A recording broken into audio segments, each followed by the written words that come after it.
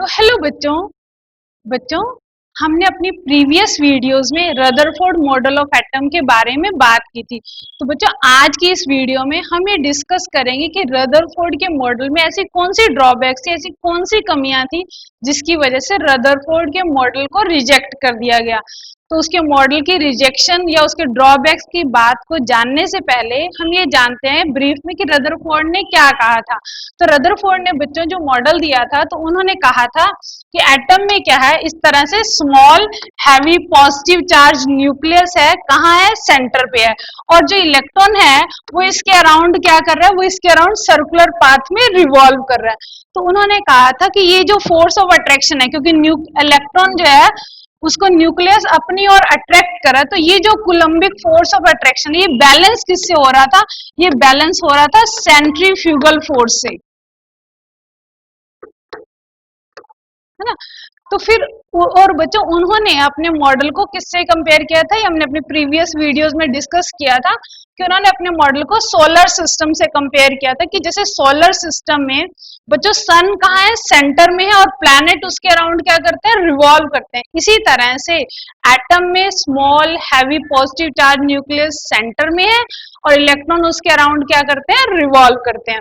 तो अब इसमें ड्रॉबैक्स कहाँ से आई, इसमें कमियां क्या थी। तो सबसे पहली बात, जो सबसे पहली कमी अराइज हुई वो इस बात से अराइज हुई कि जो बच्चों सन और प्लैनेट हैं वो बिग बॉडीज हैं, मैक्रोस्कोपिक बॉडीज हैं, और जो इलेक्ट्रॉन है और प्रोटॉन है वो माइक्रोस्कोपिक बॉडीज हैं।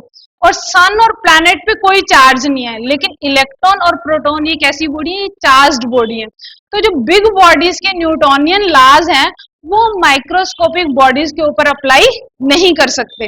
दूसरी जो बात आई कि अगर हम इसकी बात करें रदरफोर्ड मॉडल की, तो ये स्टेबिलिटी को एक्सप्लेन नहीं कर सका, क्योंकि बच्चों उस टाइम पर मैक्सवेल की इलेक्ट्रोमैग्नेटिक वेव थ्योरी आ चुकी थी, और मैक्सवेल की इलेक्ट्रोमैग्नेटिक वेव थ्योरी ये कहती थी कि जब भी कोई चार्ज पार्टिकल मूव करता है under the field of a force, कोई भी चार्ज पार्टिकल जब एक फोर्स के, एक अट्रैक्शन के अंडर मूव करता है, तो बच्चों वो लगातार क्या करता है, अपनी एनर्जी एमिट करता है, अपनी एनर्जी रिलीज करता है। अगर आप इस पिक्चर को देखो तो यहाँ मैंने इस इलेक्ट्रॉन के अराउंड, इसके अराउंड एक रेड कलर का एक ब्लरिंग क्लाउड दिखाया। तो ये जो क्लाउड है ना, ये बच्चे ये इंडिकेट कर रहा है कि ये लगातार अपनी एनर्जी क्या कर रहा है, डिसिपिएट कर रहा है। तो जब भी एक चार्ज पार्टिकल मूव करेगा under the field of force, तो वो लगातार अपनी एनर्जी लूज करता जाएगा।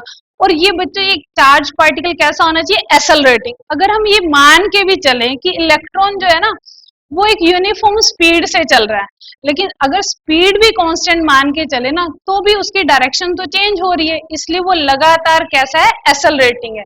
तो जब भी एक्सेलरेटिंग है, चार्ज पार्टिकल है और एक फील्ड ऑफ फोर्स के अंडर मूव कर रहा है, तो वो लगातार एनर्जी क्या करता जाएगा, लूज करता जाएगा। और जब वो एनर्जी लगातार लूज कर देगा तो अल्टीमेटली वो क्या करेगा, वो एटम के ऊपर, एटम के न्यूक्लियस के ऊपर गिर जाएगा, जैसे यहाँ दिखाया। तो ये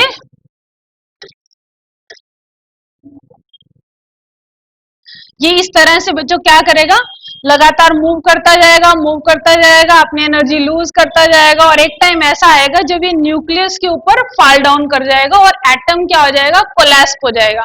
तो एक एवरेज टाइम के अकॉर्डिंग इसको 10⁻⁻8 सेकेंड के अंदर,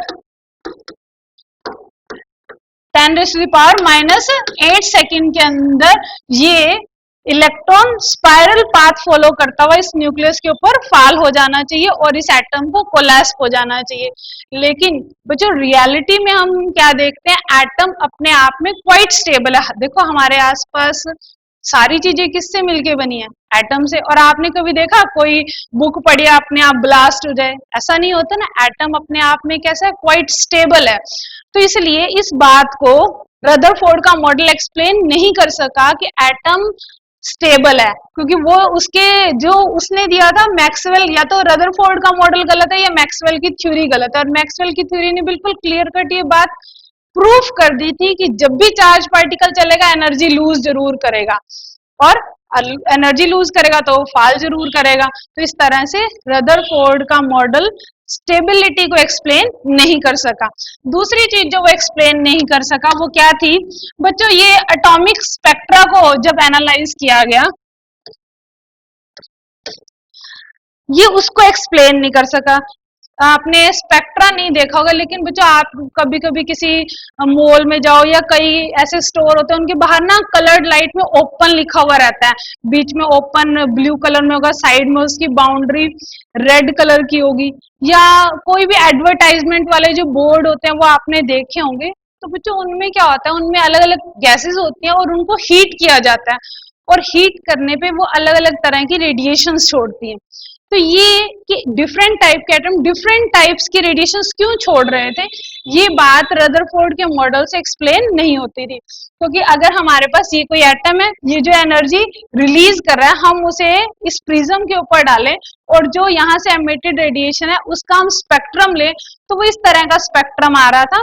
वो स्पेक्ट्रम हम अगर ये मान के चले कि वो लगातार अपनी एनर्जी रेडिएट कर रहा था, तो उसका जो स्पेक्ट्रम आना चाहिए था बच्चों वो कैसा आना चाहिए था, वो इस तरह का आना चाहिए था, कंटिन्यूस, उसमें कोई गैप नहीं होना चाहिए था। लेकिन एक्चुअल में इसका जो स्पेक्ट्रम आया वो ऐसा आया। जो इसका स्पेक्ट्रम था बच्चों वो कैसा था, वो डिसकंटिन्यूअस था, उसमें लाइंस थी। तो ये डिसकंटिन्यूअस स्पेक्ट्रम को रदरफोर्ड का मॉडल एक्सप्लेन नहीं कर सका। थर्ड जो उसकी ड्रॉबैक थी वो ये बात नहीं बता सका कि जो इलेक्ट्रॉन है उनका डिस्ट्रीब्यूशन एटम में किस तरह से है और जो एनर्जी है वो किस तरह से डिस्ट्रीब्यूटेड है। तो ये enable to explain the distribution. तो बच्चों ये क्या नहीं एक्सप्लेन कर पाया था, तो रदरफोर्ड का जो मॉडल था वो इनेबल था, ना तो उसने डिस्ट्रीब्यूशन को और ना ही एनर्जीज को, कि इलेक्ट्रॉन जो है वो एटम में वेरियस लेवल में किस तरह से डिस्ट्रीब्यूटेड है, ये बात भी वो रदरफोर्ड का मॉडल एक्सप्लेन नहीं कर पाया था, और उनमें एनर्जीज का डिस्ट्रीब्यूशन किस तरह से है, तो ये चीज रदरफोर्ड का मॉडल एक्सप्लेन नहीं कर पाया था। तो जब रदरफोर्ड का मॉडल रिजेक्ट हुआ तो फिर एक नया मॉडल आया, और उस मॉडल को जानने से पहले हम ये जानेंगे कि उस टाइम पर साइंटिफिक वर्ल्ड में ऐसी कौन सी डिस्कवरी हो रही थी जिसने नील बोहर को लीड किया कि वो एक नया मॉडल डिजाइन कर सके। तो इन्हीं चीजों को हम नेक्स्ट वीडियोस में लेंगे। तो बच्चों आपके कोई भी डाउट हो तो आप कमेंट सेक्शन